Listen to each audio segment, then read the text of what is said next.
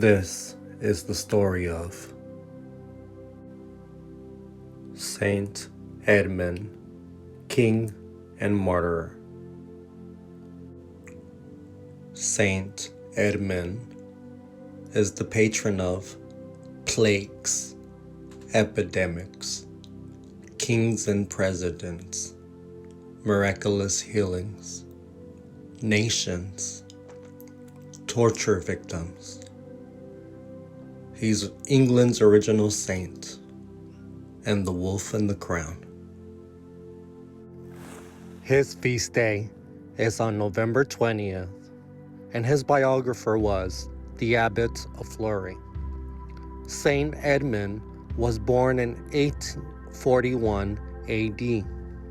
At the age of 14 years old, was crowned king of East Anglia in 855 AD. He was the king of an independent kingdom within the Confederation of Kingdoms, which comprised England at that time. His name, Edmund, meant noble protection, and as an earthly king, he certainly lived up to his name. He had a reputation for compassion and the protection of the weak, of widows, and of orphans.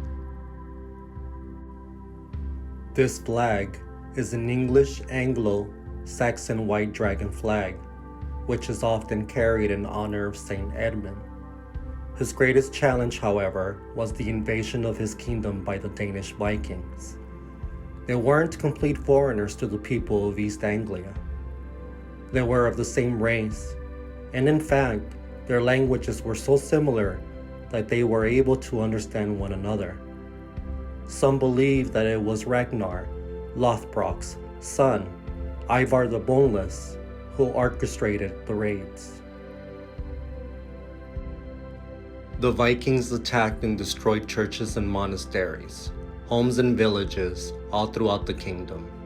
King Edmund fought side by side with the great King Alfred. Edmund did his best, but he was finally overwhelmed by the huge numbers of Dane Vikings.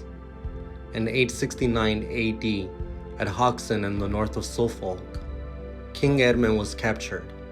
He was made an offer that he could renounce his faith and become a puppet king under them, or he could die.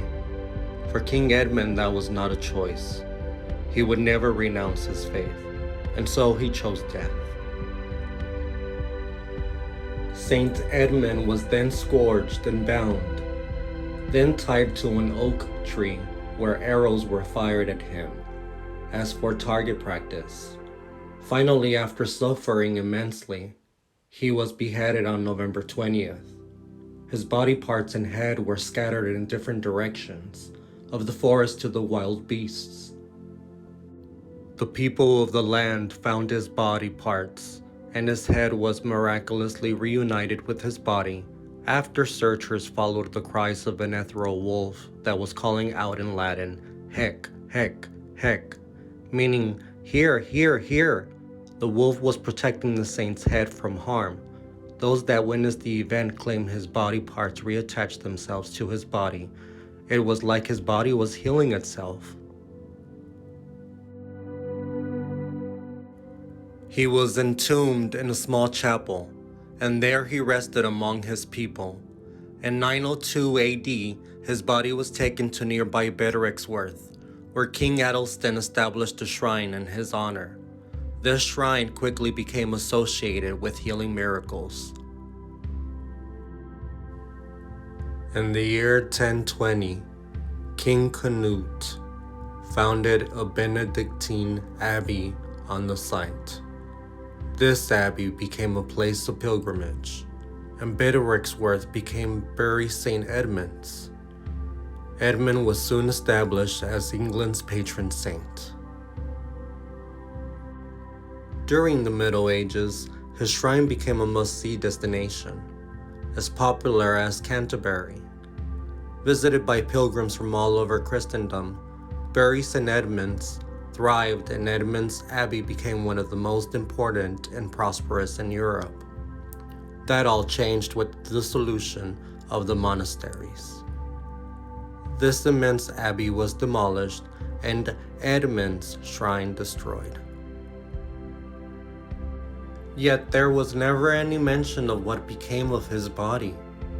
There has always been speculation that the monks reburied his body in an iron coffin in a graveyard in the abbey grounds. There's never been a proper excavation, but as Bury Saint Edmund's prepares to celebrate the millennium of its ruined abbey in 2020, plans are now afoot for an exploratory dig. Wouldn't it be wonderful if Saint Edmund was discovered underneath? His significance is that he was a person of deep faith, explains the Reverend Canon Matthew Vernon, Canon Pastor of St. Edmundsbury, a cathedral that stands amid the abbey ruins. That's exactly why the story survives. Saint Edmund was a well-known historical figure.